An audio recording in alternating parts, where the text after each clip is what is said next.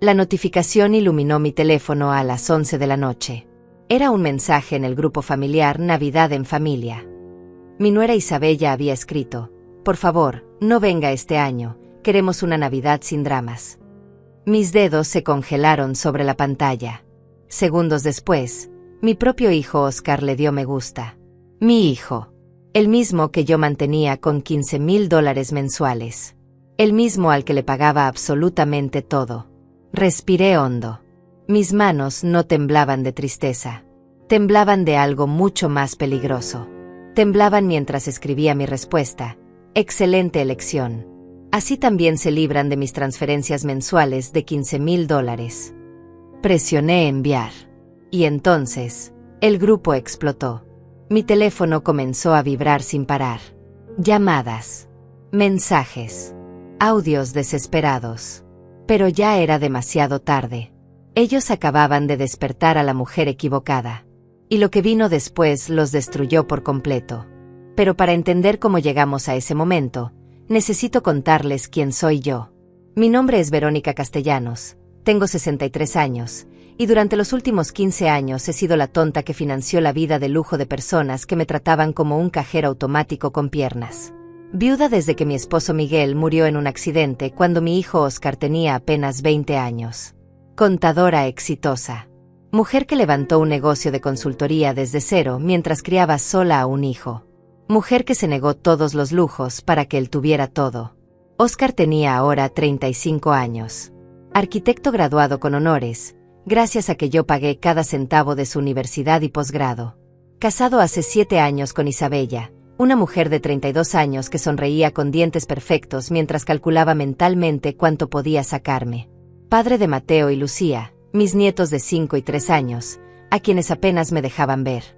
Y ahí estaba el problema. Yo no era la abuela. Era la proveedora. La fuente de dinero. El recurso que mantenía funcionando toda su mentira de estabilidad económica. Porque la verdad que nadie quería admitir era simple y devastadora. Sin mí, ellos no tenían nada.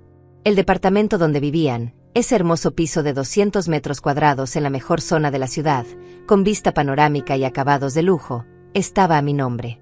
Yo había dado el enganche de $120,000. Yo pagaba la hipoteca mensual de $3,200.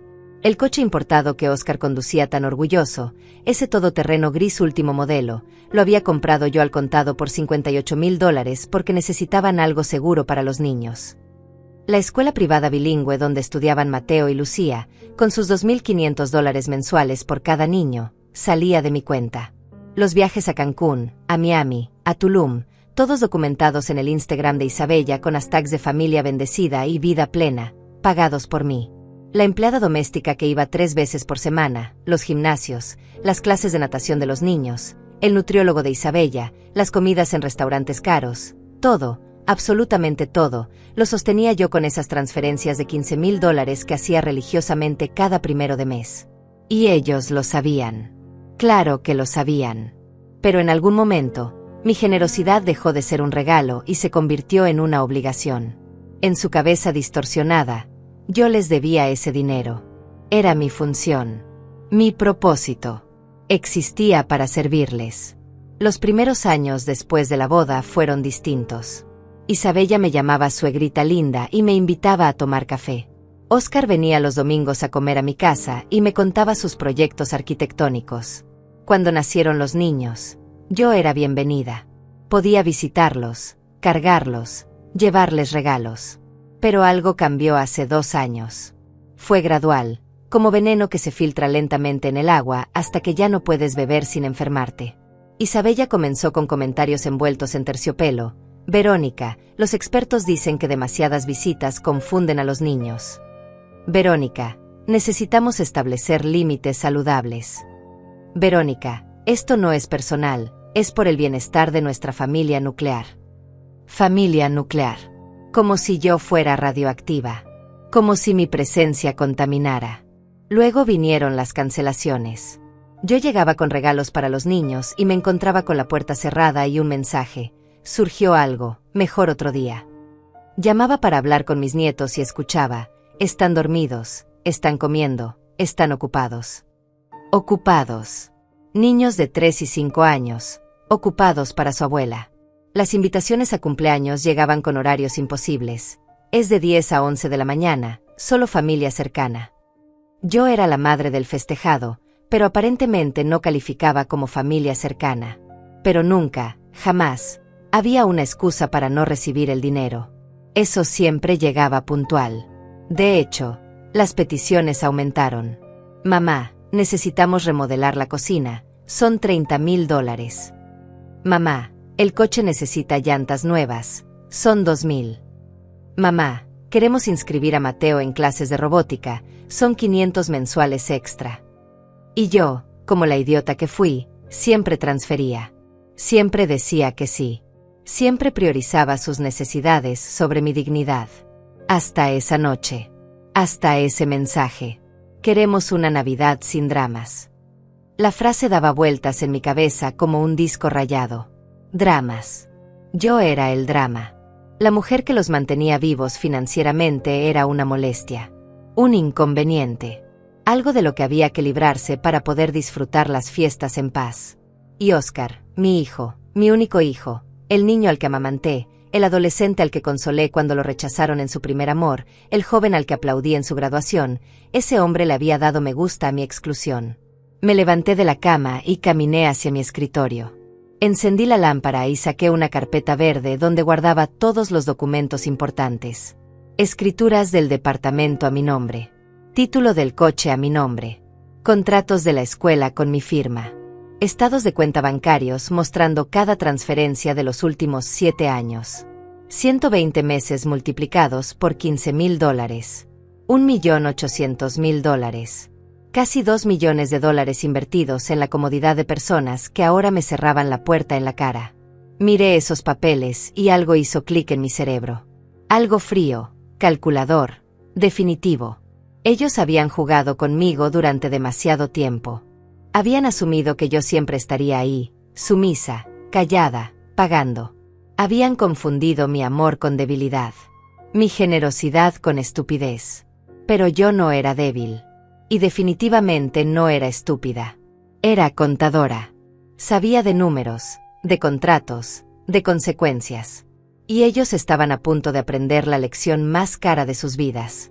Esa madrugada no dormí.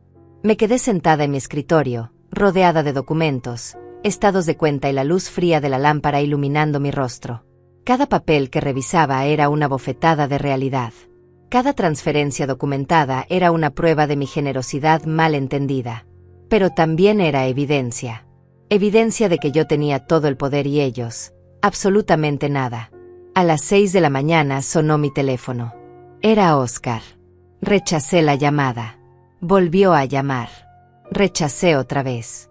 Entonces llegaron los mensajes. Mamá, por favor contesta. Mamá, Isabella no quiso decir eso. Mamá, fue un malentendido. Malentendido. Esa palabra me hizo reír con amargura. No había malentendido posible en no venga, queremos una Navidad sin dramas. Esas palabras eran cristalinas, quirúrgicas, deliberadas. Dejé el teléfono a un lado y preparé café.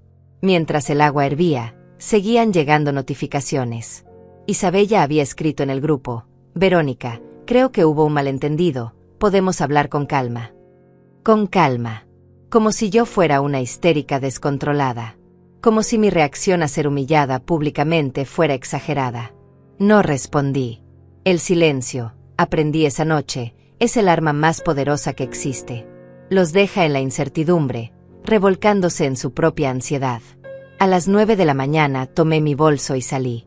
Tenía una cita que había programado mentalmente desde las 3 de la madrugada.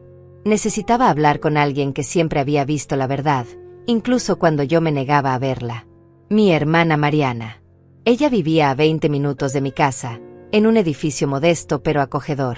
Mariana tenía 68 años, 5 más que yo, y la sabiduría de quien ha vivido lo suficiente para no tragar mentiras. Cuando abrió la puerta, me miró y supo inmediatamente que algo había cambiado. Pasó algo, dijo. No era una pregunta. Pasó. Confirmé. Nos sentamos en su sala, con sus plantas colgantes y sus fotografías en blanco y negro de nuestros padres. Le mostré el mensaje. Le mostré el me gusta de Oscar. Vi cómo su rostro se endurecía. Ese mocoso desagradecido, murmuró. Esa víbora manipuladora. Pero no dijo te lo dije, aunque llevaba años diciéndomelo. Mariana nunca había confiado en Isabella. Desde el principio vio lo que yo me negaba a ver. Esa mujer tiene ojos de calculadora, me había dicho el día de la boda. Mira cómo observa tu reloj, tu anillo, tu cartera. No está mirando a tu hijo con amor. Está haciendo inventario. Yo la había defendido. Está siendo injusta, Mari. Isabella es buena chica. Qué ciega había sido. ¿Qué vas a hacer?, me preguntó Mariana mientras servía té de manzanilla en tazas despotilladas que habían sido de nuestra madre. Voy a cortarles el suministro, respondí con una calma que me sorprendió a mí misma. Voy a detener las transferencias. Voy a recuperar lo que es mío. Voy a enseñarles que no soy un recurso infinito que pueden explotar y descartar. Mariana sonrió. No era una sonrisa alegre. Era una sonrisa de satisfacción oscura, de justicia pendiente. Ya era hora, dijo.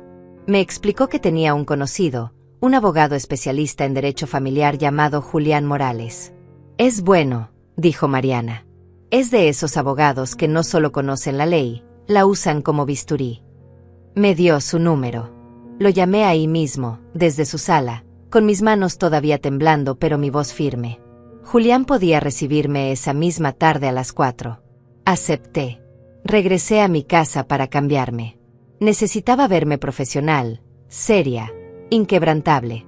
Elegí un traje sastre color gris perla, el que usaba para las reuniones importantes con clientes. Me maquillé con cuidado, no para verme bonita, sino para verme poderosa. Recogí todos los documentos en un portafolio de piel. Facturas, contratos, títulos de propiedad, estados de cuenta. 7 años de generosidad documentada al milímetro. Mientras organizaba los papeles, mi teléfono no dejaba de sonar. Oscar había llamado 18 veces. Isabella había enviado 3 audios largos que no escuché. Habían agregado a mi hermano político, al padre de Isabella, incluso a la mamá de Isabella al grupo familiar, todos escribiendo variaciones del mismo mensaje. Esto se puede resolver hablando, no hay necesidad de reaccionar así. Pensemos en los niños. Pensemos en los niños. Siempre los niños como escudo. Como si ellos no hubieran pensado en los niños cuando decidieron alejarme de mis propios nietos. Salí de casa a las 3:30. El bufete de Julián Morales estaba en el centro, en un edificio antiguo restaurado con buen gusto. Su oficina era sobria, con estanterías repletas de libros legales y un escritorio de caoba oscura.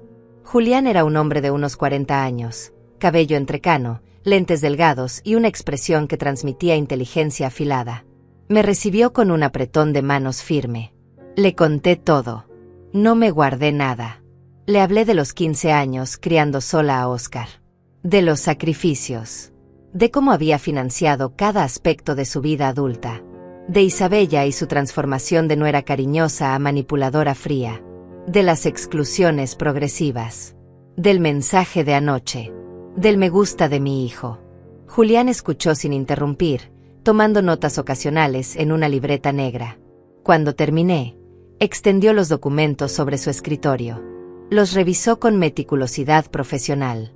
Después de 15 minutos de silencio interrumpido solo por el sonido de papeles moviéndose, levantó la vista. Señora Castellanos, dijo con voz grave, usted tiene todo el poder legal aquí. El departamento está a su nombre. El vehículo está a su nombre. No existe ningún documento que los haga copropietarios o que establezca obligación de manutención. Usted puede, si lo decide, recuperar ambos bienes inmediatamente. Sentí algo expandirse en mi pecho. No era felicidad. Era algo más grande. Era empoderamiento. Las transferencias mensuales, continuó Julián, son donaciones voluntarias. Puede suspenderlas cuando desee sin consecuencia legal alguna. De hecho, si ellos intentaran demandada por pensión alimenticia, perderían estrepitosamente. Su hijo es un adulto de 35 años, profesionista titulado, sin discapacidad. No existe base legal para reclamar sostenimiento. Me recargué en la silla de cuero. ¿Y si ellos pelean?, pregunté. Julián sonrió levemente. ¿Qué peleen? Perderán. Los documentos son irrefutables. Además, añadió, si deciden ponerse difíciles, podemos iniciar un proceso de desalojo del inmueble y recuperación del vehículo. Tardaría algunos meses, pero el resultado sería inevitable. Ellos no tienen dónde sostenerse. Salí del despacho de Julián Morales con un plan. No era un plan de venganza ciega o histérica. Era un plan frío, metódico, ejecutado con la precisión de una contadora que sabe exactamente dónde está cada centavo y cada documento. Julián me había dado instrucciones claras. Primero, suspender las transferencias automáticas. Segundo, notificar formalmente que el departamento y el vehículo eran de mi propiedad y que cualquier uso futuro requería mi autorización explícita. Tercero, documentar todo. Cada llamada, cada mensaje, cada intento de manipulación. Esa noche, desde mi computadora, ingresé al sistema bancario. Mis dedos se movían sobre el teclado con determinación. Cancelé la transferencia automática de $15,000 programada para el 1 de diciembre. Luego revisé las tarjetas de crédito adicionales que había dado a Óscar e Isabella. Las bloqueé todas. Tarjeta del supermercado, bloqueada. Tarjeta de gasolina, bloqueada. Tarjeta de tiendas departamentales, bloqueada. En 15 minutos, había cortado el flujo de dinero que alimentaba su estilo de vida como si cerrara una llave de paso. Me serví una copa de vino tinto y me senté en el sofá. El teléfono seguía enloqueciendo. 32 llamadas perdidas. 47 mensajes sin leer. 6 audios. Tomé un sorbo de vino, respiré profundo, y finalmente abrí los mensajes. El grupo familiar era un caos absoluto. Isabella había escrito: Verónica, esto es un malentendido horrible. Por favor, no tomes decisiones apresuradas. Podemos reunirnos y aclarar todo. Los niños te extrañan. Los niños me extrañan. Qué conveniente que los niños me extrañaran justo ahora. Óscar había escrito: Mamá, por favor, hablemos como adultos. Isabella está muy alterada. Dice que malinterpretaste su mensaje. Solo quería una Navidad pequeña, íntima, sin tanta gente. No quiso excluirte específicamente. No quiso excluirme específicamente. Entonces, ¿a quién más había excluido? ¿A qué otra persona del grupo de 6 miembros le había dicho que no viniera? Solo a mí. La única persona que pagaba por su existencia completa. Había mensajes de personas que ni siquiera conocía bien. La mamá de Isabella: Señora Verónica, soy Patricia. Sé que hubo una confusión. Isabella es muy sensible con el tema de las fiestas porque de niña sufrió mucho en Navidades complicadas. Por favor, démosle otra oportunidad. El papá de Isabella: Estimada Verónica, creo que todos estamos reaccionando exageradamente. Las familias tienen malentendidos. No hay que tomar decisiones drásticas por un simple mensaje. Simple mensaje. Como si las palabras no tuvieran peso.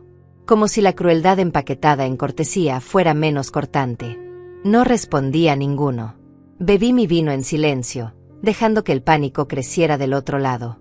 Que se preguntaran qué estaba pensando. Que sintieran la incomodidad de no tener control. Por primera vez en años, yo tenía el poder y ellos lo sabían. A las 11 de la noche, cuando ya me preparaba para dormir, llegó el mensaje que estaba esperando. Era de Óscar, pero el tono era diferente. Ya no era conciliador. Era desesperado. Mamá, las tarjetas no funcionan. ¿Qué hiciste? Isabella fue al supermercado y le rechazaron la compra. Esto es humillante. ¿Por qué nos estás castigando así? Castigando. Esa palabra me hizo sonreír amargamente. No los estaba castigando. Simplemente estaba dejando de regalarles una vida que no podían costear solos. Pero en su mente distorsionada, quitarles mis recursos era un castigo. Regalarles casi $2 millones en 7 años era su derecho. Escribí mi primera respuesta de la noche. No es castigo, Óscar. Es una decisión. Ustedes querían una Navidad sin dramas. Yo también quiero una vida sin ser tratada como un banco ambulante. Las tarjetas están canceladas. Las transferencias están suspendidas. Si quieren hablar, hablaremos con mi abogado presente. Presioné enviar. La reacción fue instantánea. Mi teléfono comenzó a sonar. Era Oscar. Rechacé la llamada. Volvió a llamar. Rechacé otra vez. Entonces llamó Isabella. Rechacé. Llamó desde otro número que no reconocí. Rechacé. Apagué el teléfono y me fui a dormir. Por primera vez en meses, dormí profundamente. No hubo pesadillas. No hubo culpa. Solo paz. A la mañana siguiente, encendí el teléfono y había 63 notificaciones. Pero entre todos los mensajes histéricos había uno de Mariana. Orgullosa de ti, hermanita. Sigue firme. Te amo. Ese mensaje simple me dio más fuerza que 1000 discursos motivacionales. Preparé café, me vestí con ropa cómoda y me dispuse a disfrutar mi sábado. Había olvidado cómo se sentía un sábado sin preocuparme por las necesidades ajenas. A mediodía recibí un correo electrónico formal de Julián. Había redactado 2 cartas, una notificando a Óscar e Isabella que el departamento era propiedad exclusiva mía y que requerían mi autorización para seguir habitándolo. Otra notificando que el vehículo registrado a mi nombre debía ser devuelto o se procedería legalmente. Las cartas eran frías, profesionales, irrefutables. ¿Las envío?, preguntaba Julián al final del correo. Envíelas, respondí sin dudar. Esa tarde fui a casa de Mariana. Necesitaba estar con alguien que me entendiera, que no me juzgara, que no intentara convencerme de hacer las paces por el bien de la familia. Mariana preparó su famoso estofado de res y nos sentamos a comer mientras yo le contaba cada detalle. ¿Sabes qué es lo más triste?, le dije mientras cortaba un pedazo de carne. Que yo habría dado todo voluntariamente si me hubieran tratado con un mínimo de respeto. No pedía adoración. Solo pedía ser vista. Ser considerada. Ser incluida. Mariana puso su mano sobre la mía. Lo sé, Vero. Pero gente como Isabella no entiende de respeto. Solo entiende de transacciones. Para ella, tú eras útil mientras dabas y callabas.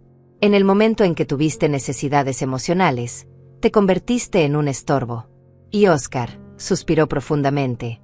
Óscar dejó que eso pasara. Ese es su pecado. No la manipulación de ella, sino su complicidad silenciosa. Tenía razón. La traición de Isabella dolía, pero era esperable. La traición de Óscar era la que verdaderamente destrozaba. Él era mi hijo. Mi sangre. El niño al que había mecido en mis brazos cuando lloraba de cólicos.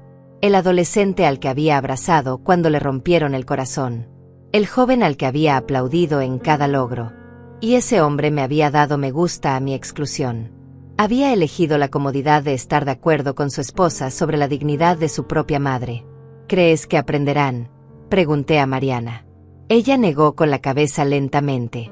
No lo sé. Pero eso ya no es tu problema, Vero. Tu problema ahora es aprender a vivir para ti. Has pasado 40 años viviendo para otros. Tu esposo, que en paz descanse, te amaba pero también te necesitaba. Tu hijo te necesitó y te exprimió hasta la última gota. ¿Cuándo fue la última vez que hiciste algo solo porque tú lo querías? La pregunta de Mariana quedó resonando en mi cabeza durante días. ¿Cuándo fue la última vez que hice algo solo porque yo lo quería? No lograba recordarlo. Cada decisión de los últimos 15 años había estado filtrada por las necesidades de Óscar. Cada compra, cada viaje, cada plan había sido calculado en función de cómo podía ayudarlo. Incluso mis propias victorias profesionales las había minimizado para no opacar sus logros.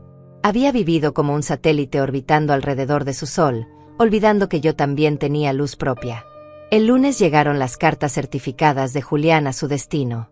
Lo supe porque a las 10 de la mañana mi teléfono explotó de nuevo. Esta vez no eran solo mensajes. Óscar se presentó en mi departamento. Escuché el timbre insistente, luego los golpes en la puerta. Mamá, sé que estás ahí.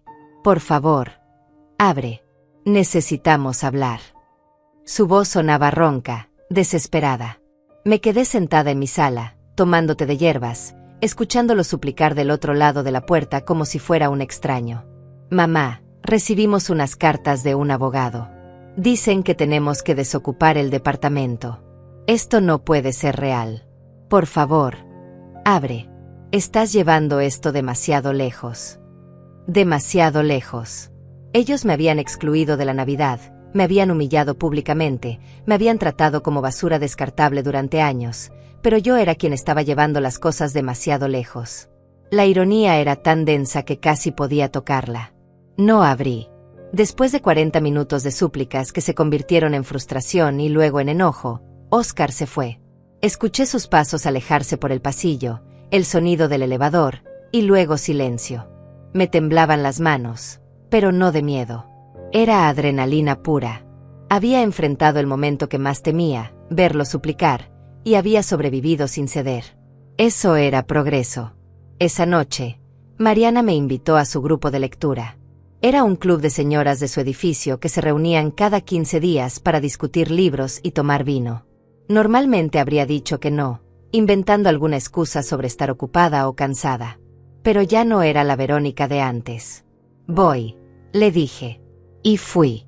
Las amigas de Mariana eran mujeres fascinantes. Daniela, una exmaestra de literatura de 70 años con historias increíbles sobre sus viajes por Europa. Andrea, una psicóloga jubilada de 65 años que irradiaba sabiduría tranquila. Natalia, una ingeniera de 62 años que había abierto su propio negocio de consultoría después de divorciarse a los 50. Mujeres que habían vivido, que habían sufrido, que habían sobrevivido y prosperado. Cuando Mariana les contó vagamente mi situación, sin entrar en detalles pero dejando claro que estaba atravesando un conflicto familiar, todas asintieron con conocimiento. Familia tóxica, dijo Daniela mientras servía más vino. El peor tipo de toxicidad porque viene envuelta en obligación y culpa. Andrea añadió, lo más difícil es aceptar que puedes amar a alguien y aún así necesitar protegerte de ellos. El amor no es suficiente cuando hay abuso. Esas palabras me golpearon. Abuso. Nunca había pensado en lo que Óscar e Isabella me hacían como abuso. Pensaba en abuso como algo físico, como gritos y violencia. Pero Andrea explicó, el abuso financiero y emocional es real. Cuando alguien te explota económicamente mientras te hace sentir que nunca es suficiente, eso es abuso. Cuando alguien te aísla y te hace sentir culpable por querer afecto, eso es abuso. No necesitan golpearte para destruirte. Conduje a casa esa noche con lágrimas en los ojos, pero no eran lágrimas de tristeza. Eran lágrimas de reconocimiento. Durante años había normalizado el maltrato porque venía de mi hijo. Había aceptado migajas emocionales mientras entregaba festines económicos. Había permitido que me trataran como un medio para un fin en lugar de como un ser humano con necesidades y sentimientos propios. Los siguientes días fueron una montaña rusa emocional. Las llamadas y mensajes continuaban, pero ahora con un tono diferente. Isabella había enviado un audio largo, casi 10 minutos, llorando y explicando que ella venía de una familia pobre, que nunca había tenido las oportunidades que yo tuve, que solo quería darle a sus hijos la vida que ella nunca tuvo.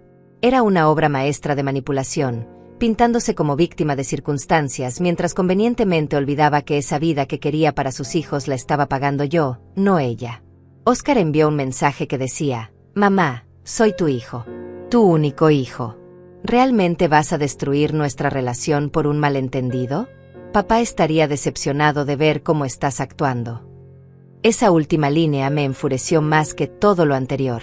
Traer a Miguel a esto, usar la memoria de mi esposo muerto como arma emocional, era bajo incluso para los estándares de Óscar. Miguel había sido un hombre bueno, trabajador, que valoraba la dignidad y el respeto. Si pudiera ver cómo su hijo me trataba, no sería yo quien lo decepcionaría. El jueves recibí una llamada inesperada. Era de la escuela de los niños. Señora Castellanos, llamamos porque el pago de este mes fue rechazado. ¿Podría actualizar la información de pago? Mi corazón se aceleró. La colegiatura. Había olvidado que salía de mi cuenta directamente. ¿Cuánto es?, pregunté, aunque conocía la respuesta. $5,000 por ambos niños. Respiré profundo. Comuníquense con los padres, el señor Óscar Hernández y la señora Isabella Hernández. Yo ya no soy responsable de ese pago. Hubo un silencio incómodo del otro lado. Entiendo, señora. Procederemos a contactarlos. Solo para informarle, si el pago no se recibe en una semana, los niños no podrán continuar asistiendo hasta que se regularice. Lo comprendo perfectamente, dije con voz firme. Que tengan buen día. Colgué y me quedé mirando el teléfono. Sentí una punzada de culpa pensando en Mateo y Lucía, mis nietos inocentes que no tenían culpa de nada. Pero inmediatamente después sentí algo más fuerte: resolución. Yo no era responsable de las consecuencias de las decisiones de sus padres. Si Óscar e Isabella habían construido un estilo de vida insostenible basado en mi dinero, ellos tendrían que ajustarse a su realidad. Los niños no iban a morir por cambiar de escuela. No iban a sufrir trauma permanente por asistir a una institución pública en lugar de privada. Lo que sí les causaría daño real sería crecer viendo a su padre explotar a su abuela sin consecuencias. Esa era la verdadera lección tóxica que había que romper. Esa noche llamó Mariana. ¿Cómo estás?, preguntó con ese tono de hermana mayor que conoce todas tus batallas. Resistiendo, respondí honestamente. Hay momentos en que quiero ceder, llamarlos, arreglar todo. Pero luego recuerdo el me gusta de Óscar en ese mensaje y la rabia regresa. Mariana suspiró. La culpa es el último recurso del manipulador. Vero, te van a hacer sentir culpable de todo, de la escuela, de las deudas, de los problemas matrimoniales que seguramente van a tener cuando el dinero se acabe. Pero recuerda, tú no creaste esta situación. Ellos la crearon al tratarte como basura. Tenía razón, como siempre. Pero saber algo intelectualmente y sentirlo emocionalmente son dos cosas diferentes. Esa noche dormí mal, con sueños confusos donde Miguel aparecía y me preguntaba qué había hecho con nuestro hijo. Me desperté a las 4 de la madrugada empapada en sudor, con el corazón acelerado. Fui a la cocina, preparé té de manzanilla y me senté junto a la ventana. La ciudad dormía bajo un cielo sin estrellas. Pensé en todos los momentos donde había elegido la paz falsa sobre la dignidad real. Cada vez que tragué un comentario hiriente de Isabella. Cada ocasión en que ignoré la frialdad de Óscar. Cada celebración a la que no fui invitada, pero igual envié dinero para el regalo. Había sido cómplice de mi propia invisibilidad. Y ahora estaba pagando el precio de años de complacencia. Pero también estaba haciendo algo que nunca antes había hecho. Estaba eligiéndome a mí misma. Por primera vez en décadas, mis necesidades importaban más que las de otros. Y aunque dolía, aunque me desgarraba por dentro, sabía que era el camino correcto. El viernes amaneció gris, con nubes bajas que amenazaban lluvia. Desperté con un mensaje de Julián. Señora Castellanos, necesitamos reunirnos. Han contactado a mi oficina queriendo negociar. Negociar. La palabra me provocó una sonrisa amarga. Ahora quería negociar. Después de años de tomar sin pedir, después de excluirme como si fuera basura, después de ese me gusta que todavía ardía en mi memoria como una marca de hierro candente, ahora querían sentarse a negociar como si esto fuera un contrato comercial. Llegué al despacho de Julián a las 11 de la mañana. Él me recibió con expresión seria y me condujo a la sala de juntas. Sobre la mesa había una carpeta nueva con documentos que no había visto antes. Recibí una llamada de un colega, explicó Julián mientras se sentaba frente a mí. Aparentemente su hijo contrató representación legal. Quieren proponer un acuerdo. Mi estómago se tensó. ¿Qué tipo de acuerdo? Julián abrió la carpeta y comenzó a leer.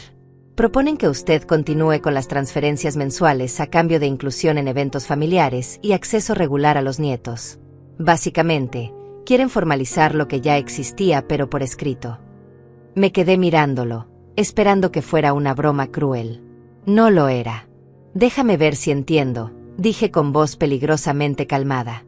Ellos me humillan públicamente, me excluyen de la Navidad, me tratan como un cajero automático durante años, y ahora quieren que yo pague por el privilegio de ver a mis propios nietos.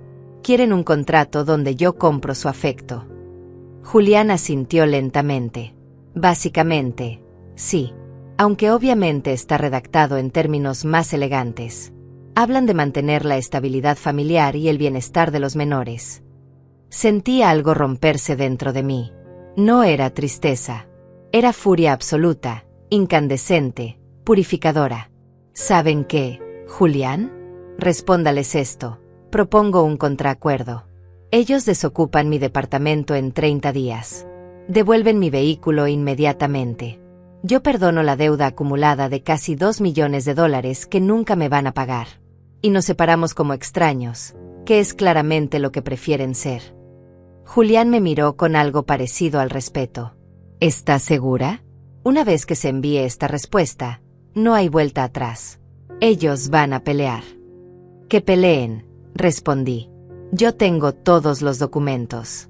Ellos solo tienen audacia y una necesidad desesperada de mantener un estilo de vida que jamás pudieron costear solos. Julián escribió mientras yo hablaba, capturando cada palabra, transformando mi furia en lenguaje legal preciso e irrefutable. Salí del despacho sintiéndome extrañamente ligera. Era como si hubiera dejado atrás un peso de décadas en esa sala de juntas. Decidí hacer algo que no hacía en años. Entré a un café elegante del centro, pedí un capuchino caro y un pedazo de pastel de chocolate, y me senté junto a la ventana a observar a la gente pasar. No revisé mi teléfono. No pensé en las consecuencias. Solo existí en ese momento, saboreando el café, el chocolate, la libertad de no tener que resolver los problemas de nadie más que los míos. Fueron 45 minutos de paz pura. Luego, como si el universo no pudiera dejarme descansar, mi teléfono comenzó a vibrar. Era un número desconocido. Contesté por curiosidad. Verónica Castellanos. Era una voz de mujer que no reconocí. Habla Patricia Moreno, la madre de Isabella. Necesito hablar con usted urgentemente. Estuve a punto de colgar, pero algo en su tono me detuvo. No sonaba manipuladora. Sonaba cansada. ¿Qué quiere, señora Patricia?, pregunté con frialdad. Hubo un suspiro largo del otro lado. Quiero disculparme por lo que está pasando. Isabella me contó su versión, pero yo conozco a mi hija. Sé cómo es. Sé lo que ha estado haciendo. Eso captó mi atención completamente. ¿Y qué ha estado haciendo exactamente? Patricia bajó la voz, como si temiera ser escuchada. Usando a mis nietos como moneda de cambio. Aislándolo a usted mientras toma su dinero. Convenciendo a Oscar de que usted es controladora cuando en realidad ella es quien controla todo. Me recargué en la silla del café, procesando esta información. ¿Por qué me dice esto? Porque yo viví algo similar con mi suegra hace 30 años, respondió Patricia. Y me arrepiento todos los días de haberla alejado de mi esposo. Cuando ella murió, él nunca me perdonó completamente. Vi morir la luz en sus ojos. No quiero que mis nietos crezcan con ese resentimiento. No quiero que Isabella destruya su matrimonio con codicia. Había algo genuino en su voz que me hizo bajar la guardia. Su hija me excluyó de la Navidad, señora Patricia. Mi propio hijo le dio me gusta a ese mensaje.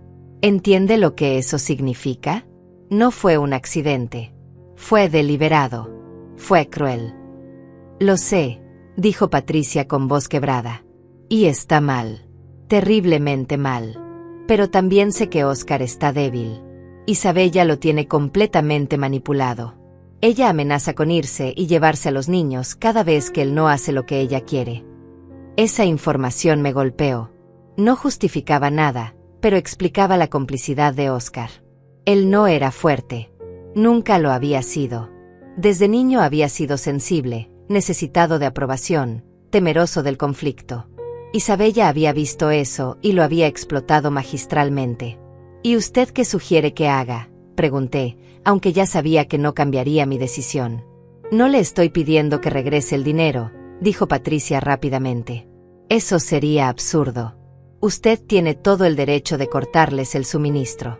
Lo que le pido es que, cuando esto explote, y va a explotar porque Isabella no sabe vivir sin lujos, no cierre completamente la puerta con Oscar.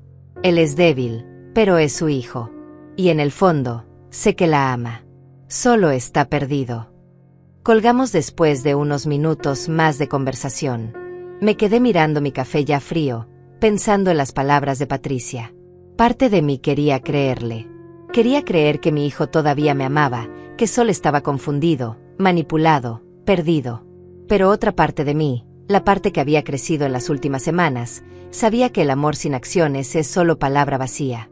Oscar podría amarme en teoría, pero en la práctica me había abandonado. Esa noche, Mariana vino a mi casa con una botella de vino y comida italiana para llevar. «Necesitas compañía», dijo simplemente. Nos sentamos en mi sala, con platos de pasta sobre la mesa de centro, y le conté sobre la llamada de Patricia. Mariana escuchó en silencio, masticando pensativamente. ¿Tú qué sientes?, preguntó finalmente. No lo sé, admití. Parte de mí quiere creer que hay esperanza. Que cuando el polvo se asiente, Óscar va a despertar y va a volver a ser el hijo que conocí. Pero luego pienso en ese me gusta, en años de desprecio acumulado, y me doy cuenta de que tal vez el hijo que conocí nunca existió realmente. Tal vez siempre fue egoísta y yo estaba demasiado ciega de amor maternal para verlo. Mariana puso su mano sobre la mía. O tal vez es ambas cosas. Tal vez fue un buen hijo que se convirtió en un mal hombre. La gente cambia, Vero, y no siempre es para bien. El sábado recibí una notificación que me heló la sangre. Era un correo del banco. Estimada señora Castellanos, hemos recibido una solicitud de préstamo usando como garantía la propiedad ubicada en... Era el departamento. Óscar e Isabella habían intentado sacar un préstamo usando mi departamento como colateral. Por supuesto, la solicitud fue rechazada porque ellos no eran los propietarios, pero el solo hecho de que lo hubieran intentado me mostró el nivel de desesperación al que habían llegado. Llamé inmediatamente a Julián. Esto es intento de fraude, dijo con voz tensa. Podríamos presentar cargos criminales si usted quiere. No, respondí después de pensarlo. Todavía no. Pero quiero que conste en el expediente. Y quiero que la notificación de desalojo se acelere. Julián guardó silencio un momento. Entendido. Procederé con el desalojo express. En 2 semanas tendrán que estar fuera. 2 semanas. En 2 semanas mi hijo y su familia estarían sin hogar por su propia codicia y estupidez. Debería sentirme culpable. Debería sentir remordimiento. Pero todo lo que sentía era una calma fría y determinada.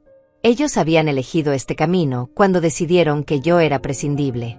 Ahora vivirían las consecuencias de tratar a la persona equivocada como basura. El domingo amaneció con un silencio inquietante. Ninguna llamada. Ningún mensaje. Ningún audio desesperado. Era como si del otro lado hubieran aceptado finalmente la derrota, o estuvieran planeando algo. Conociendo a Isabella, probablemente lo segundo. Me vestí con ropa cómoda y decidí hacer algo que había postergado durante meses: limpiar el estudio de Miguel. Había una habitación en mi departamento que mantenía casi como santuario. Las cosas de mi esposo seguían ahí, intactas, como si en cualquier momento él fuera a regresar y necesitara su sillón favorito, sus libros de arquitectura, su colección de discos de vinilo. Óscar me había pedido varias veces que le diera esas cosas, especialmente los discos que valían dinero, pero siempre encontraba excusas para no hacerlo. Ahora entendía por qué. Subconscientemente sabía que los vendería, los convertiría en efectivo, los haría desaparecer. Abrí la puerta del estudio y el olor a madera y a libros viejos me golpeó con nostalgia. Me senté en el sillón de Miguel y lloré. No por Óscar. No por Isabella. Lloré por Miguel. Por el hombre bueno que había sido, por el padre que nunca vio en que se convirtió su hijo, por los años que nos robaron juntos. Lo siento, susurré al aire. Traté de criarlo bien. Traté de darle valores. Pero algo salió mal, mi amor. Algo salió terriblemente mal. Pasé horas ahí, revisando cajas, leyendo cartas viejas que Miguel me había escrito cuando éramos jóvenes. Él había sido romántico, detallista, presente. Me había amado de una forma que ahora me daba cuenta que nunca más había experimentado.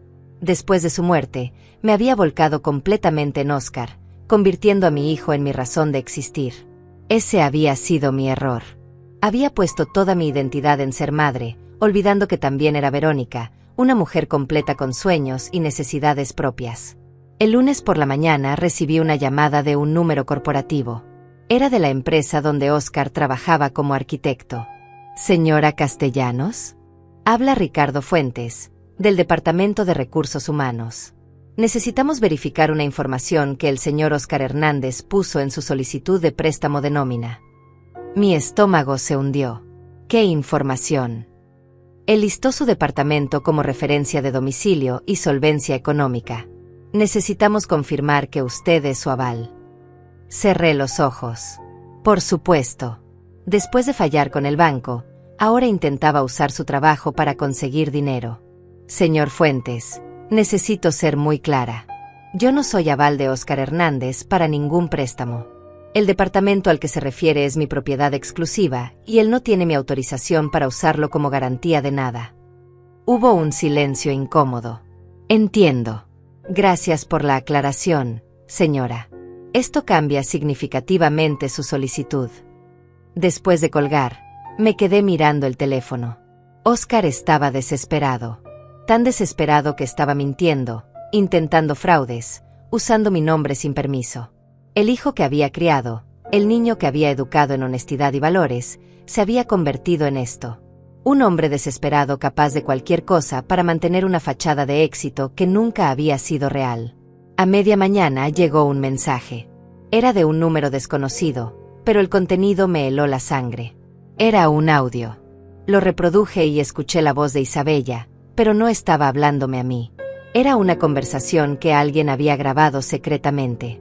Isabella hablaba con alguien, probablemente una amiga, y decía: la vieja estúpida finalmente se dio cuenta de que le estábamos usando, pero ya es tarde. Tenemos que apurarnos y sacarle todo lo que podamos antes de que reaccione. Óscar es tan inútil que no puede ni confrontar a su propia madre. Pero no importa, cuando tengamos suficiente dinero ahorrado, nos vamos a divorciar de todas formas y yo me quedo con todo. Mi sangre se convirtió en hielo. Seguí escuchando. Isabella continuaba: el departamento está a nombre de ella. Qué pena, pero todavía podemos sacar préstamos, vender cosas, exprimir todo lo posible. Y si la vieja se pone difícil, usamos a los niños. Ella haría cualquier cosa por ver a esos mocosos. La grabación terminaba ahí. Mis manos temblaban tanto que casi dejó caer el teléfono. Un mensaje de texto llegó después del audio. Soy Patricia, la madre de Isabella. Encontré esto en el teléfono de mi hija. Pensé que debías escucharlo. Lo siento mucho, Verónica. Mi hija es un monstruo y yo fui ciega durante demasiado tiempo. Haz lo que tengas que hacer. Guardé el audio inmediatamente. Era evidencia. Evidencia de manipulación calculada, de fraude planeado, de abuso emocional deliberado. Llamé a Julián. Su asistente me pasó de inmediato. Tengo algo que necesitas escuchar, dije. Fui directamente a su oficina y le mostré el audio. Julián lo escuchó 2 veces, tomando notas, con su expresión volviéndose más seria con cada palabra. Esto es oro legal, dijo finalmente. Demuestra intención de fraude, manipulación y abuso financiero. Con esto podemos no solo acelerar el desalojo, sino también presentar una demanda civil por daños si usted lo desea. No quiero su dinero, respondí con voz cansada. No tienen nada que yo quiera. Solo quiero que salgan de mi vida y que esto termine. Julián asintió. Entonces usaremos esto como palanca. Si intentan pelear el desalojo, esto sale a la luz. Les conviene irse callados y desaparecer. Me gustó su forma de pensar. Estratégica, fría, efectiva. Esa tarde hice algo que necesitaba hacer desde hacía tiempo.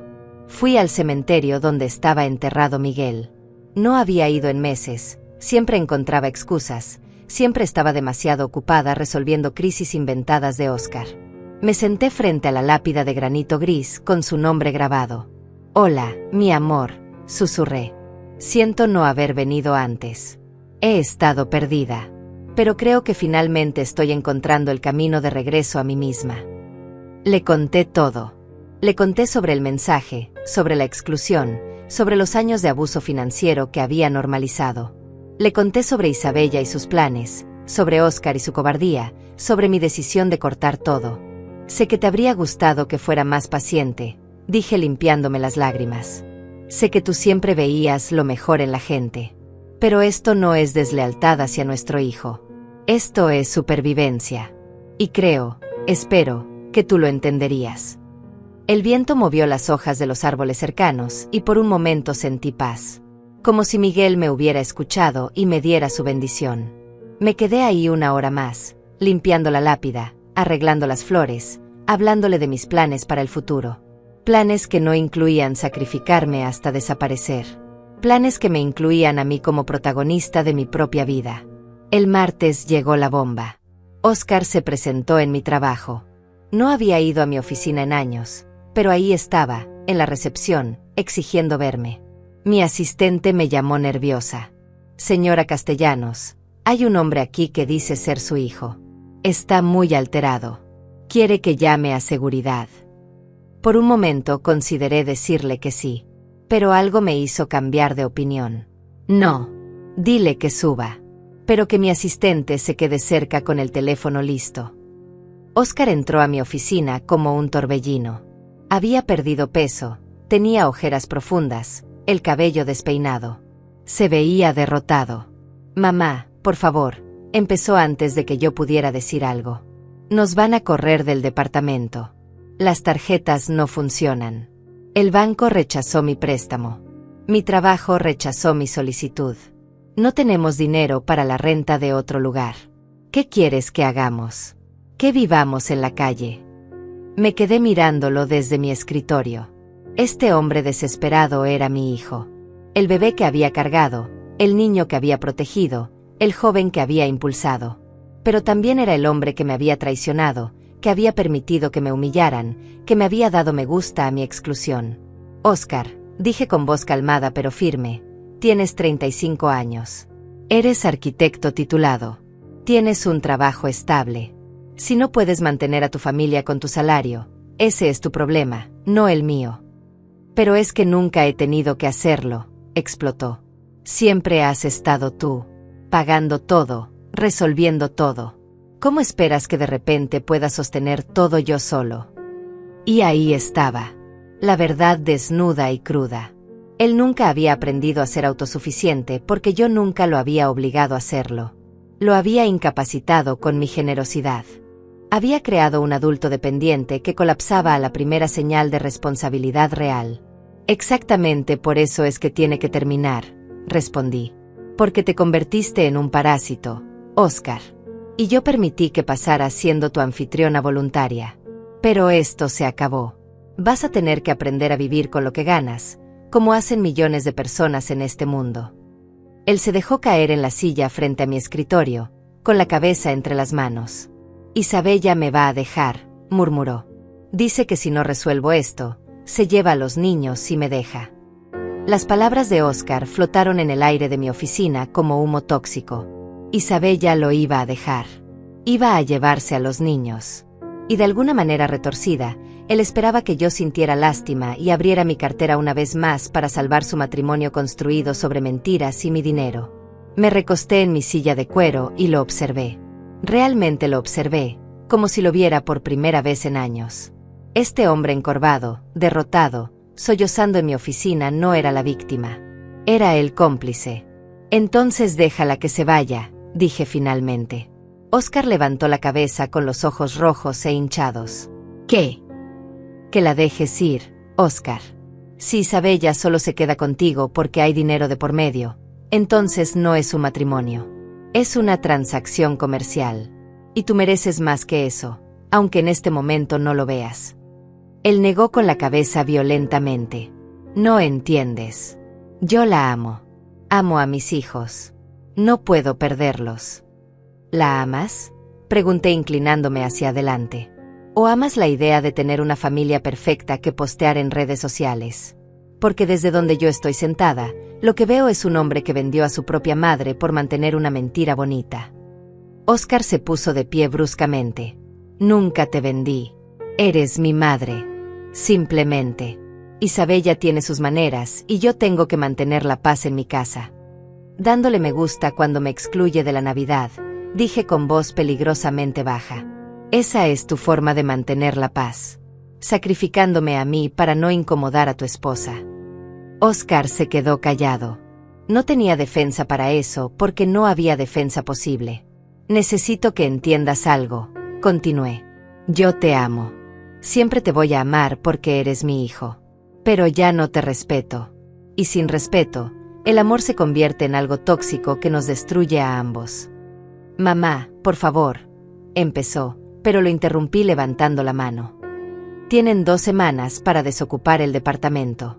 El coche debe ser devuelto esta semana. No voy a cambiar de opinión. No voy a ceder.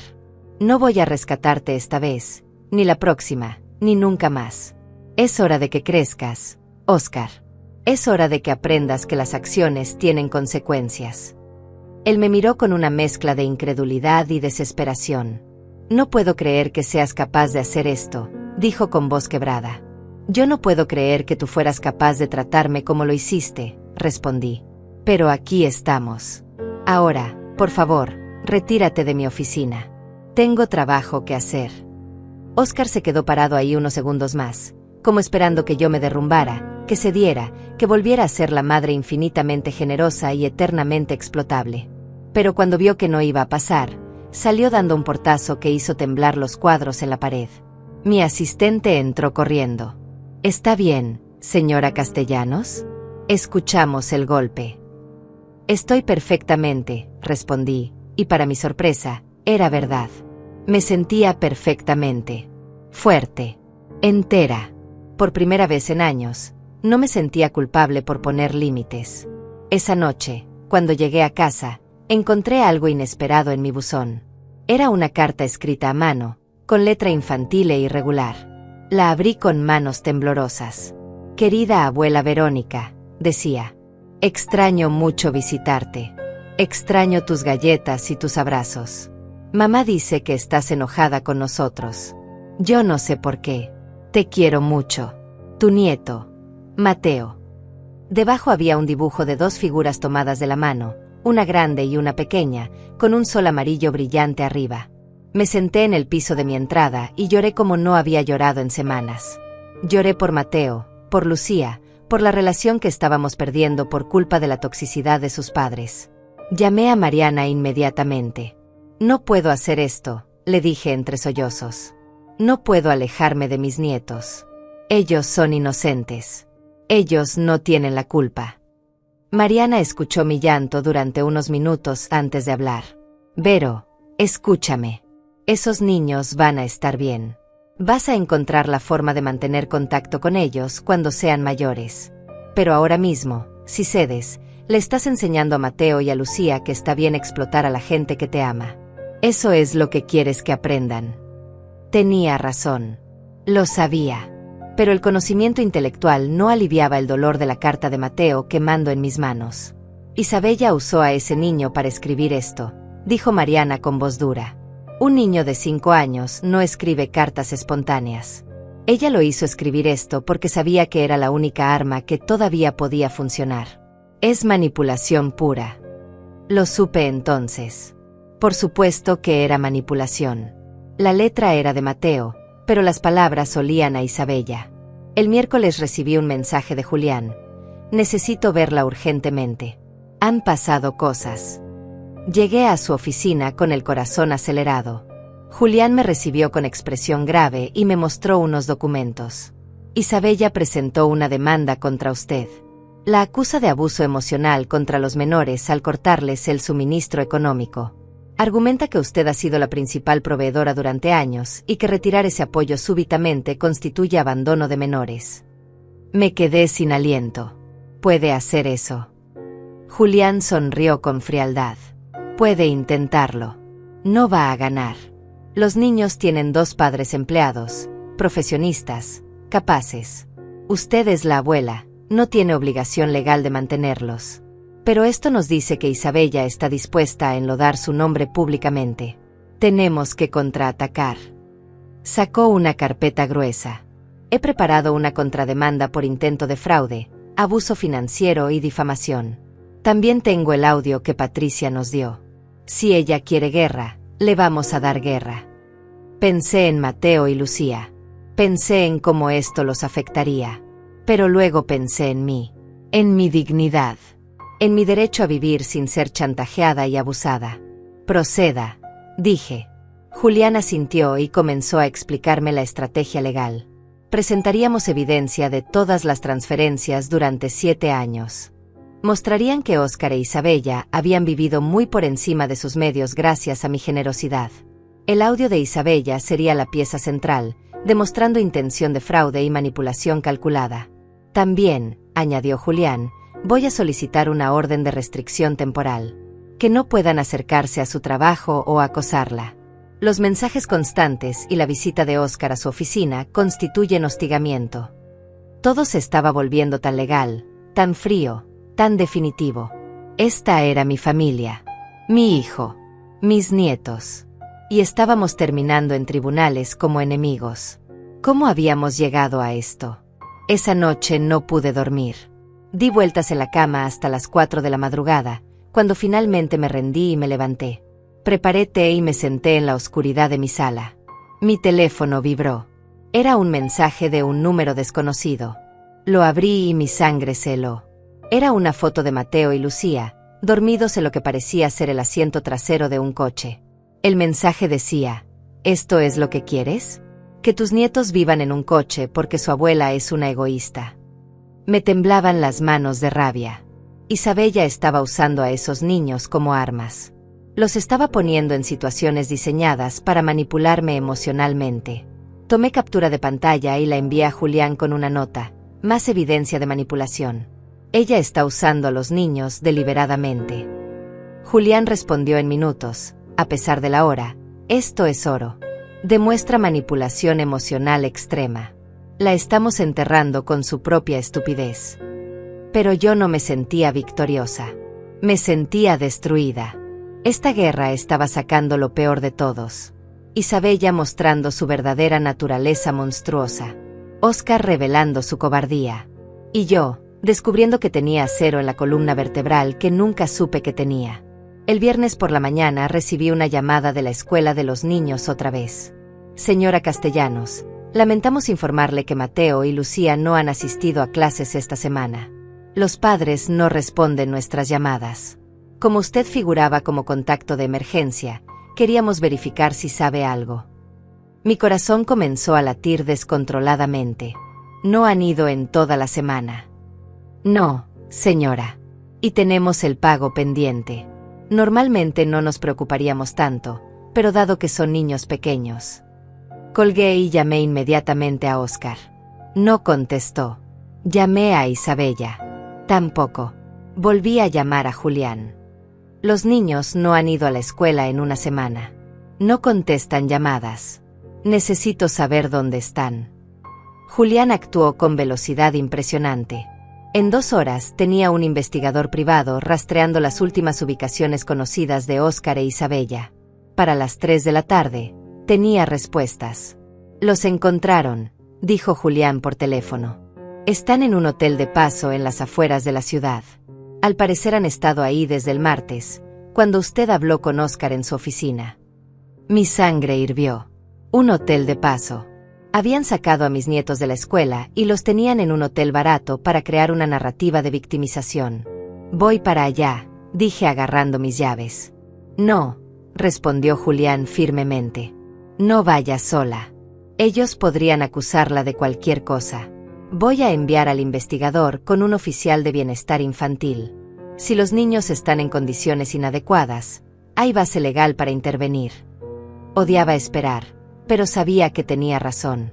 No podía darles más munición. Pasaron 2 horas angustiantes. Finalmente, Julián llamó. Los niños están bien físicamente. Asustados, confundidos, pero bien. El oficial habló con Isabella. Ella argumenta que están ahí temporalmente porque usted los dejó sin hogar. Tienen 2 semanas todavía en el departamento, dije con los dientes apretados. Lo sé. El oficial se lo recordó. También le informó que sacar a los niños de la escuela sin justificación puede considerarse negligencia educativa. Isabella cambió su historia. Ahora dice que están enfermos. Pero no tiene justificantes médicos. Se está cavando su propia tumba. Sentí alivio mezclado con furia. Puedo verlos. No recomiendo contacto directo todavía. Pero puedo solicitar visitas supervisadas si usted quiere. Como abuela, tiene derechos. Esa noche, mientras procesaba todo, sonó mi timbre. Miré por la mirilla y casi caigo de la impresión. Era Patricia, la madre de Isabella, acompañada de un hombre que supuse era su esposo. Abrí la puerta con precaución. Patricia se veía cansada, derrotada. Verónica, por favor, necesito hablar con usted. Este es Gilberto, mi esposo. Los hice pasar, aunque cada fibra de mi ser gritaba que no confiara. Nos sentamos en la sala. Patricia respiró profundo antes de hablar. Fui yo quien reportó a Isabella a servicios infantiles. Me quedé paralizada. ¿Qué? Gilberto tomó la mano de su esposa. Nuestra hija se ha convertido en alguien que no reconocemos, dijo con voz grave. Cuando supimos que había sacado a los niños de la escuela para vivir en un hotel sucio, solo para manipularla a usted, fue suficiente. Esos niños son nuestros nietos también. No vamos a permitir que los use como peones. Patricia sacó un sobre de su bolso. Esto es una declaración jurada mía y de Gilberto. Documentamos años de comportamiento manipulador de Isabella. Cómo ha mentido, manipulado y usado a la gente. Cómo nos ha pedido dinero prestado con historias falsas. Cómo le ha dicho a Óscar que lo dejará y le quitará a los niños cada vez que él no hace exactamente lo que ella quiere. Queremos que esto se detenga. Y si eso significa testificar contra nuestra propia hija en corte, lo haremos. Me quedé mirando el sobre, sin poder procesar completamente lo que estaba pasando. Los padres de Isabella estaban del lado de la verdad, incluso si eso significaba exponer a su hija. ¿Por qué?, pregunté con voz ronca. Gilberto respondió, porque permitir que abuse de usted sería convertirnos en cómplices. Porque esos niños merecen crecer en un ambiente donde la gente se trata con respeto. Y porque francamente, señora Verónica, usted ha sido más generosa con nuestra familia de lo que nosotros jamás pudimos ser. No merecía esto. Patricia se limpió las lágrimas. Isabella aprendió estos comportamientos en parte de mí. Cuando era joven, yo también manipulaba. Usaba las emociones de la gente para conseguir lo que quería. Mi primer matrimonio se destruyó por eso. Cuando conocí a Gilberto, él me hizo ver lo tóxica que era. Cambié, pero el daño a Isabella ya estaba hecho. Ella vio esos patrones en su niñez y los perfeccionó. Es mi culpa en muchos sentidos. Y necesito hacer lo correcto ahora. Le serví café y hablamos durante horas. Me contaron historias que me helaron la sangre. Isabella había estafado a su tía anciana, inventando una emergencia médica y quedándose con $15,000 que nunca devolvió. Había manipulado a un novio anterior para que comprara un coche a su nombre, luego lo dejó y se quedó con el vehículo. Había convencido a amigas de prestarle dinero que jamás pagó. Óscar no había sido su primera víctima. Solo era la más exitosa, porque yo estaba detrás con la cartera abierta. ¿Óscar sabe todo esto?, pregunté. Patricia negó con la cabeza. Isabella es brillante para mantener compartimentalizada su vida. Óscar solo conoce la versión de ella que ella quiere mostrarle, la esposa perfecta, la madre devota, la mujer que solo quiere lo mejor para su familia. Gilberto añadió, y cuando él empieza a ver grietas en la fachada, ella usa el sexo, las lágrimas, o la amenaza de quitarle a los niños. Lo mantiene controlado con miedo y culpa. Me fui a dormir esa noche con la cabeza dándome vueltas. Al día siguiente era sábado y, según Julián, sería el día del confronto definitivo. Había organizado una reunión informal en un restaurante público. Estarían presentes yo, Óscar, Isabella, Patricia, Gilberto y Julián como mediador legal. El objetivo era intentar llegar a un acuerdo sin ir a corte. Pero todos sabíamos que probablemente terminaría en explosión. Llegué al restaurante a las 2 de la tarde. Era un lugar elegante pero no ostentoso, con mesas espaciadas para privacidad. Julián ya estaba ahí, con su maletín y su expresión de tiburón. Patricia y Gilberto llegaron minutos después. Esperamos. A las 2:15, Óscar e Isabella entraron. Óscar se veía peor que la última vez que lo vi. Isabella, sin embargo, venía arreglada impecablemente, con un vestido color crema y maquillaje perfecto. Siempre la presentación. Nos sentamos en una mesa grande, con Julián en la cabecera como árbitro. La tensión era tan densa que podía cortarse con cuchillo. Isabella fue la primera en hablar, con voz suave y controlada. Verónica, agradezco que hayas accedido a esta reunión. Creo que ha habido malentendidos terribles y que, como familia, podemos resolverlo civilizadamente. Su tono era perfecto. Conciliador. Razonable. Cualquiera que no la conociera pensaría que era la voz de la razón. Pero yo la conocía ahora. Había visto detrás de la máscara. Isabella, dije con voz calmada, ahórrate el teatro. Todos aquí sabemos exactamente quién eres. Ella parpadeó, su máscara tambaleándose levemente. No sé a qué te refieres. Julián intervino, sacando documentos de su maletín. Señora Isabella, tenemos evidencia extensa de manipulación, intento de fraude y abuso financiero, incluyendo una grabación donde usted discute planes para exprimir a la señora Castellanos y luego divorciarse de su esposo. El color desapareció del rostro de Isabella. Miró a Patricia con ojos acusadores. Tú. Patricia sostuvo su mirada sin vacilar. Yo. Porque lo que estás haciendo está mal, Isabella. Y no voy a ser cómplice de ello. Óscar parecía confundido. ¿De qué grabación están hablando? Julián sacó su teléfono y reprodujo el audio. La voz de Isabella llenó el espacio entre nosotros. La vieja estúpida finalmente se dio cuenta. Sacarle todo lo que podamos. Cuando tengamos suficiente dinero ahorrado, nos vamos a divorciar de todas formas. Vi cómo el rostro de Óscar pasaba por todas las etapas del shock. Incredulidad. Reconocimiento. Horror. Traición. Miró a Isabella como si la viera por primera vez. ¿Ibas a dejarme?, preguntó con voz quebrada. Isabella intentó tomar su mano. Amor, eso fue sacado de contexto. Estaba enojada ese día, solo estaba desahogándome con una amiga. No lo decía en serio. Pero su voz había perdido la seguridad. Sonaba desesperada. ¿Y lo de exprimir a mi madre?, preguntó Óscar retirando su mano. Eso también fue sacado de contexto.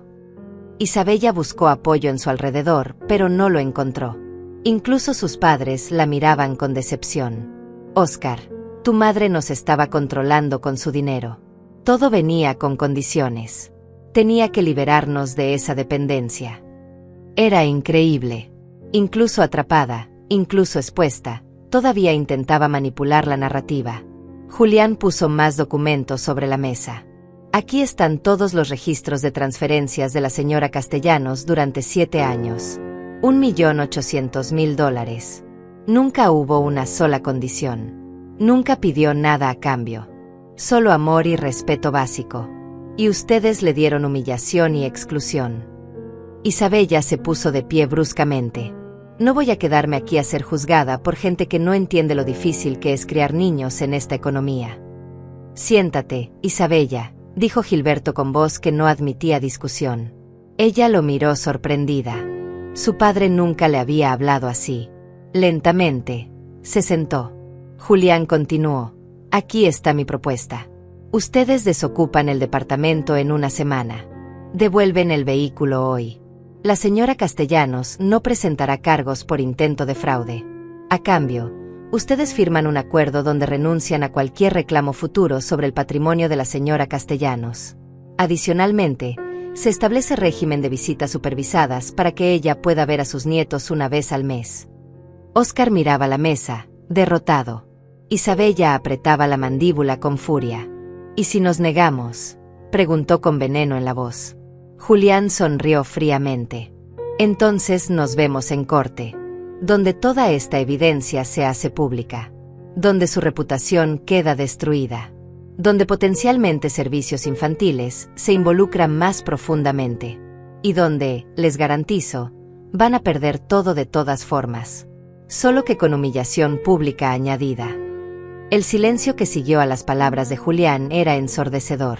Isabella miraba los documentos sobre la mesa como si fueran serpientes venenosas. Óscar tenía la cabeza entre las manos, respirando pesadamente. Patricia lloraba en silencio mientras Gilberto le apretaba el hombro.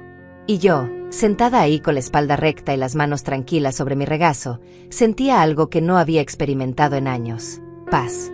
Necesito hablar con Isabella en privado, dijo Óscar finalmente con voz ronca. Julián negó con la cabeza. Todo lo que se discuta debe ser aquí, con testigos. No más manipulaciones privadas. Óscar alzó la vista, con ojos inyectados de sangre. No voy a manipular nada. Solo necesito hablar con mi esposa. Miré a Julián, quien suspiró y asintió. 5 minutos. En esa mesa de allá, a la vista de todos. Óscar e Isabella se levantaron y fueron a una mesa cercana. Los veíamos pero no escuchábamos. Vi cómo Óscar hablaba con gestos cortantes, como Isabella intentaba tocarlo y él se apartaba. Vi el momento exacto en que ella se dio cuenta de que había perdido. Su rostro pasó de súplica a furia en segundos. Dijo algo que hizo a Oscar retroceder como si lo hubiera abofeteado. Luego ella se levantó y caminó directamente hacia nuestra mesa. «Está bien», dijo con voz tensa. «Firmaré su maldito acuerdo. Pero quiero que todos aquí sepan que ustedes están destruyendo una familia. Esos niños van a crecer preguntándose por qué su abuela rica los abandonó. Van a saber que tuvimos que mudarnos a un lugar horrible porque su abuela decidió ser cruel y vengativa».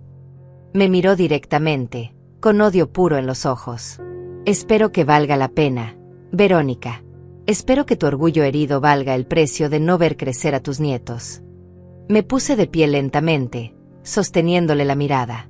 «Isabella, mis nietos van a crecer sabiendo la verdad. Van a saber que su abuela los amaba tanto que se negó a permitir que sus padres los criaran en un ambiente de mentiras y manipulación. Van a saber que su abuela tuvo el valor de poner límites incluso cuando dolía. Y algún día, cuando sean adultos y entiendan cómo funciona el mundo, van a buscarme. Y yo voy a estar ahí, esperándolos con los brazos abiertos». Isabella soltó una risa amarga. «Qué bonito discurso. Muy inspirador. Pero la realidad es que eres una vieja amargada que no pudo soportar no ser el centro de atención. Todo esto es porque no te invitamos a una cena de Navidad. Una sola cena.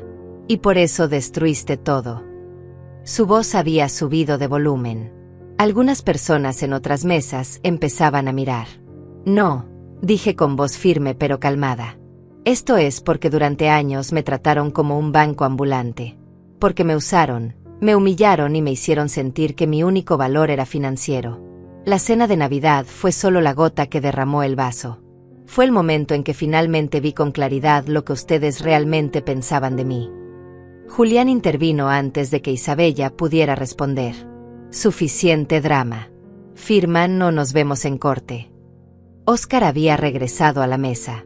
Se veía derrotado, como un hombre que acababa de perder todo en lo que creía. «Firmaremos», dijo con voz apagada. Isabella lo miró con furia, pero no dijo nada. Julián sacó los documentos y los colocó frente a ellos. 3 copias del acuerdo. Los términos eran claros: desalojo inmediato, devolución del vehículo, renuncia a cualquier reclamación futura y visitas supervisadas mensuales con los niños. Isabella firmó primero, con trazos violentos que casi rasgaban el papel. Oscar firmó después, con mano temblorosa.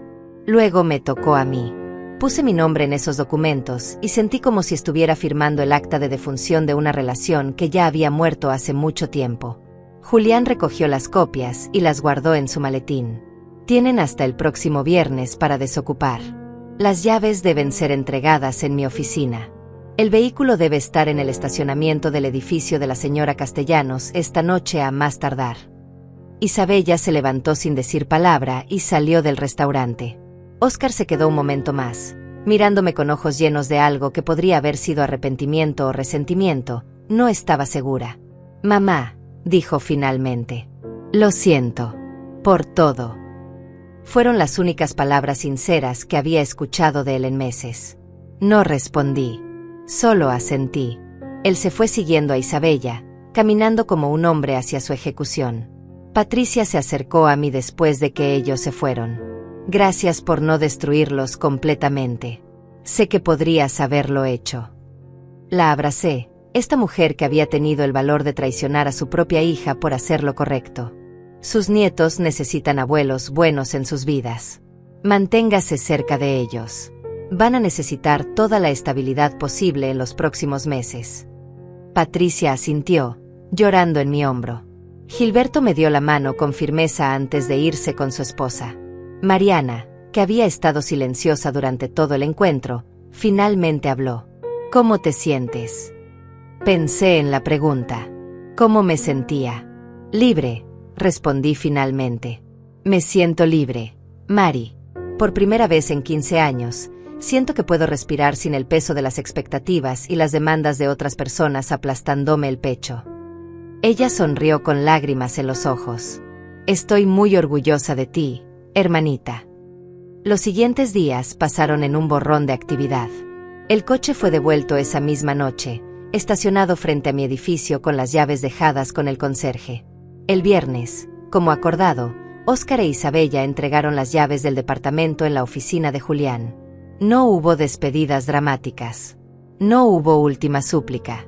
Solo silencio y papeles firmados. Fui al departamento después de que se fueron para evaluar los daños. Esperaba encontrar destrucción, venganza materializada en paredes rayadas o electrodomésticos rotos. Pero no. Habían dejado todo limpio, ordenado, vacío. Era como si nunca hubieran estado ahí. Caminé por las habitaciones vacías, mis pasos resonando en el espacio sin muebles. Esta había sido su casa durante años. Ahora era solo un cascarón vacío lleno de recuerdos que dolían demasiado para conservar. Contraté a una compañía de limpieza profunda y luego a una agencia inmobiliaria. Quiero venderlo, le dije a la gente. No quiero remodelarlo ni actualizarlo. Véndalo como está. Él evaluó el espacio con ojo profesional. Es excelente ubicación y metraje. Podemos conseguir un buen precio incluso sin mejoras. Firmé los papeles de listado ese mismo día. Necesitaba cerrar ese capítulo completamente. Con el dinero que sabía que vendría de la venta, tomé decisiones que eran solo mías. Me inscribí en clases de pintura, algo que había querido hacer durante 30 años, pero nunca tenía tiempo. Reservé un viaje a Italia para la primavera, un viaje que Miguel y yo habíamos planeado hacer antes de que él muriera y que yo había pospuesto indefinidamente. Doné $50,000 a un refugio para mujeres víctimas de abuso, porque ahora entendía que el abuso venía en muchas formas. Un mes después del confronto en el restaurante, tuve mi primera visita supervisada con Mateo y Lucía. Nos encontramos en un parque público, con una trabajadora social presente. Los niños corrieron hacia mí con abrazos que me hicieron llorar. «Abuela, te extrañé mucho», dijo Mateo.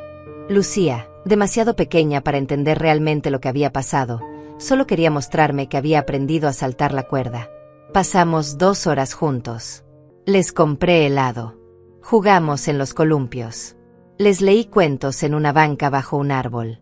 No hablé mal de sus padres. No intenté explicarles cosas que no podrían entender. Solo fui su abuela, presente y amorosa en ese momento. Cuando llegó la hora de irse, Mateo me abrazó fuerte y susurró: «Mamá dice que ya no tienes dinero y por eso no podemos vivir en la casa bonita. Pero a mí no me importa el dinero. Solo quiero que vengas a visitarnos». Esas palabras me rompieron y me sanaron al mismo tiempo. Isabella les estaba contando su versión distorsionada de la historia, pero los niños, con su inocencia y claridad, veían la verdad simple: el amor no se compra. La presencia es lo que importa. Los abracé a ambos y prometí: los voy a ver cada mes, mis amores. Eso está garantizado. Y cuando sean mayores, van a entender todo. Por ahora, solo sepan que su abuela los ama más que a nada en el mundo. Esa noche, de regreso en mi casa, me serví una copa de vino y me senté en mi balcón. La ciudad se extendía ante mí, millones de luces parpadeando como estrellas terrestres. Pensé en todo lo que había perdido: la ilusión de una familia unida, la cercanía diaria con mis nietos, la relación con mi hijo que probablemente nunca sería la misma. Pero también pensé en todo lo que había ganado: mi dignidad, mi autonomía, mi paz mental, mi respeto propio. Mariana tenía razón aquella noche hace semanas, cuando preguntó cuándo fue la última vez que hice algo solo porque yo lo quería. La respuesta entonces había sido nunca. Pero ahora, sentada en mi balcón con mi vino y mi libertad recién descubierta, la respuesta era diferente. Ahora. Estaba haciendo cosas por mí misma ahora. Y por primera vez en décadas, eso se sentía bien. Se sentía correcto. Se sentía como vivir de verdad en lugar de solo existir para otros. Y si alguien me preguntara si valió la pena, si todo el dolor y la pérdida valieron el precio de mi libertad, la respuesta sería un sí rotundo. Porque descubrí algo que toda mujer debería saber: no eres egoísta por ponerte primero. No eres cruel por establecer límites. No eres mala madre por dejar de sacrificarte en el altar de la familia tóxica. Eres humana. Y mereces respeto, amor y dignidad tanto como cualquier otra persona en este mundo.